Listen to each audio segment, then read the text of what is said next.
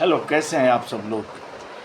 हर जगह पे देखिए गणेश चतुर्थी के उत्सव की तैयारियां शुरू हो चुकी है और ये वीडियो मैं ख़ास तौर पे एक ही बात बताने के लिए अपलोड कर रहा हूँ कि डिफेंस सेक्टर में अब क्या होगा।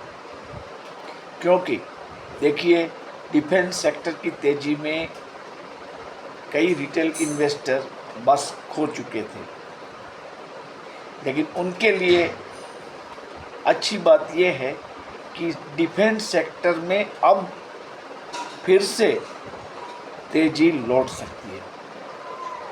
देखिए पिछले 3-4 महीनों से आप देखिए डिफेंस शेयरों में काफ़ी गिरावट आ चुकी है। मैं आपको बताऊं कि कोचिन शिपयार्ड का जो शेयर था मेरा मतलब है उसमें करीबन 27% का डाउनफॉल आ चुका है और इसका भाव अभी चल रहा है 1856 रुपीज़ पे। इसी तरह मझगांव डॉक शिप बिल्डर्स के शेयर में भी 18% तक की मंदी आ चुकी है। वो इतने डिस्काउंट से हमें मिल रहे हैं। इस तरह से भी हम इस बात को बता सकते हैं कि कोचिन शिपयार्ड करीबन 27% डिस्काउंट में मिल रहा है और मझगांव डॉक जो है वो करीबन 18% के डिस्काउंट से मिल रहा है। इसी तरह भारत डायनेमिक में भी 8% का डिस्काउंट है। प्रीमियर एक्सप्लोजिव करके एक कंपनी है, उसमें भी 17% का डिस्काउंट है। तो ये डिस्काउंट से जो शेयर मिल रहे हैं उसमें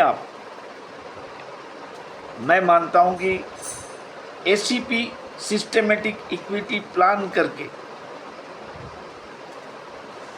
इसको आप ले सकते हैं, क्योंकि अभी इसमें खबरें ऐसी आ रही है कि हमारे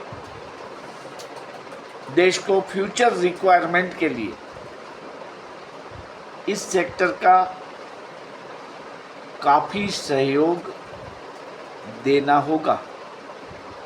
और देखिए डिफेंस एक्विजिशन काउंसिल जो है हमारी, जिसको शॉर्ट में डीएसी बोलते हैं, उसकी आज मीटिंग हुई थी।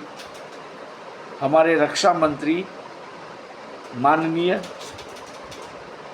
श्री राजनाथ सिंह जी के अध्यक्ष स्थान पे, और इस मीटिंग में 10 ऐसी बाबतों को हमें फ्यूचर इंटरेस्ट के लिए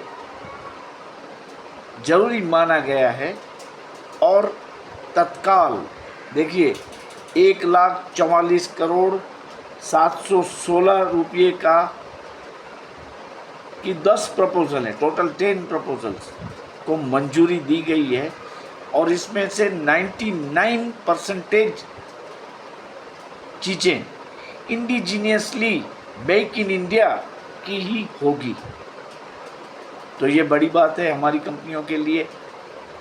और इस सेक्टर में मैं आपको बताऊं कि हमारी सेना का मॉडर्नाइजेशन करना बहुत ज़रूरी है। टैंक्स है, रडार सिस्टम्स है, उस सब को मॉडर्नाइजेशन करना होगा। हमें देखिए फ्यूचर रेडी कॉम्बैट व्हीकल्स खरीदने होंगे, फिर air defence fine control radars भी खरीदने होंगे और इंडियन कोस्ट गार्ड के लिए भी डॉर्नियर 228 एयरक्राफ्ट का एक्विजिशन जरूरी हो गया है। Next generation fast patrol vessels की ज़रूरत हुई है। और सबसे बड़ी बात यह है कि सबसे पहले कौन सा शेयर बढ़ेगा। तो देखिए हिंदुस्तान एरोनॉटिकल लिमिटेड पे नज़र बनाए रखे। आज भी उसमें करीबन 3.42% का उछाल आ गया, क्योंकि इसको सुखोई 30 MK1 फाइटर जेट का इंजन बनाने के लिए 26,000 करोड़ का ऑर्डर मिल चुका है, वो बना रहा है इंजन। तो आपको ये देखना है कि इस सेक्टर में जो मंदी छाई है और आपके पोर्टफोलियो में अगर ये शेयर पड़े हैं तो अब चिंता करने की ज़रूरत नहीं है। हमारी सरकार ने इस सेक्टर का महत्व मानते हुए फ्यूचरिस्टिक प्लान भी तैयार किए हैं और इमीडिएट इम्प्लीमेंटेशन के क्षेत्र में भी काफ़ी प्रोग्रेस हो चुका है। तो ये सेक्टर में फिर से रौनक आ जाएगी और आप HAL को हमारे दिवाली के शॉपिंग लिस्ट में डाल दीजिए। अभी से उनके 1, 2, 3 शेयर ले लीजिए। ये शेयर 5,674 तक गया था और फिर आज वो 4,830 पे चल रहा है। मगर ऐसे कई लोग होंगे जिसने 5,000 के ऊपर के भाव में भी ये शेयर लिए होंगे। तो आप भी इक्का दुक्का शेयर इसका हिंदुस्तान एरोनॉटिकल का लिमिटेड का ले लीजिए। भारत इलेक्ट्रॉनिक लिमिटेड BEL को भी खरीदना जरूरी है, वो भी बढ़ेगा। आप लंबे अवधि का नज़रिया रखते हुए सिस्टेमेटिक इक्विटी प्लान से इसको 1-1, 2-2 करके ही उठाएं, ताकि इसको आपको बीच में बेचने की ज़रूरत ही न हो।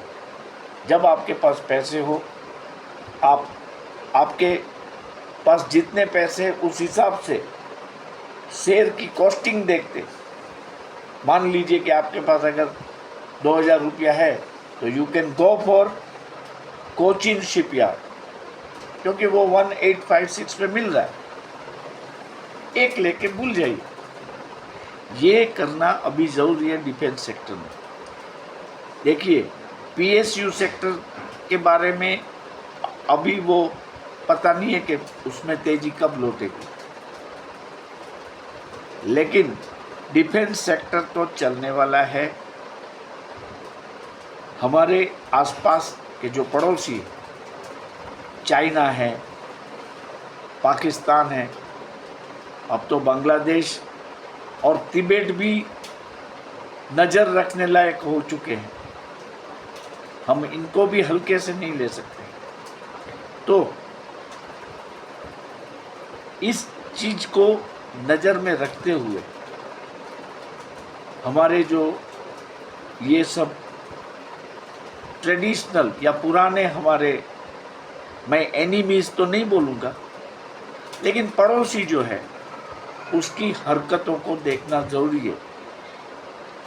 कभी भी किसी भी बॉर्डर पे अगर थोड़ा सा भी तनाव होगा तो डिफेंस सेक्टर के लिए और अच्छी बातें निकल के सामने आ सकती हैं। तो इन शेयरों में जो मंदी आई है उससे आप घबराएं नहीं और आप कृपया इस शेयरों को एक एक करके इकट्ठे करना शुरू कर दें। कल भी शायद मेरा ऐसा मानना है कि ये जो डिफेंस सेक्टर के शेयर्स है उसमें बढ़त अवश्य आएगी। आपको बस मौका उठा के इसको खरीदना है। तो ये जो स्पेशल संवाद था हमारा फॉर एजुकेशनल पर्पस, वो सिर्फ डिफेंस सेक्टर को, जो लोग अभी उससे डर रहे हैं क्योंकि इतने सारे भाव घट गए हैं उसमें, तो उनके लिए है, घबराने की ज़रूरत नहीं है। डिफेंस सेक्टर अच्छा ही करेगा अभी आने वाले दिनों में, क्योंकि बॉर्डर पे कभी भी कुछ हो सकता है। इसका कोई मतलब, मान लीजिए कि ऐसा कोई मुहूर्त नहीं होता है। वैसे हम बहुत मजबूत हो चुके हैं, मजबूत होते जा रहे हैं और सरकार ने पहले से ही डिफेंस सेक्टर को काफ़ी महत्व दिया हुआ है। तो आप सबको मेरा एक ये सजेशन है कि आप डिफेंस सेक्टर के शेयरों में SIP अगर की हुई है तो जारी रखें, और नहीं की है तो आप इसको लेना शुरू कर दें। और अभी जो वीक चल रहा है उसमें आप हिंदुस्तान एरोनॉटिकल लिमिटेड के शेयर के जो ऑप्शंस ट्रेड है उस पर भी नज़र रख सकते हैं। जैसे कि मान लीजिए 4830 चल रहा है, तो आप इसका 4800 का कॉल ले सकते हैं कुछ दिन के बाद, क्योंकि अभी तो सिर्फ 4 तारीख आएगी कल, तो ऑप्शन के भाव बहुत ज़्यादा होंगे। तो इसके लिए आप थोड़ा उस पर नज़र बनाएं, बस मेरी यही एडवाइस है कि इस ऑप्शन पे आप नज़र बनाएं, इसमें तेज़ी आने वाली है।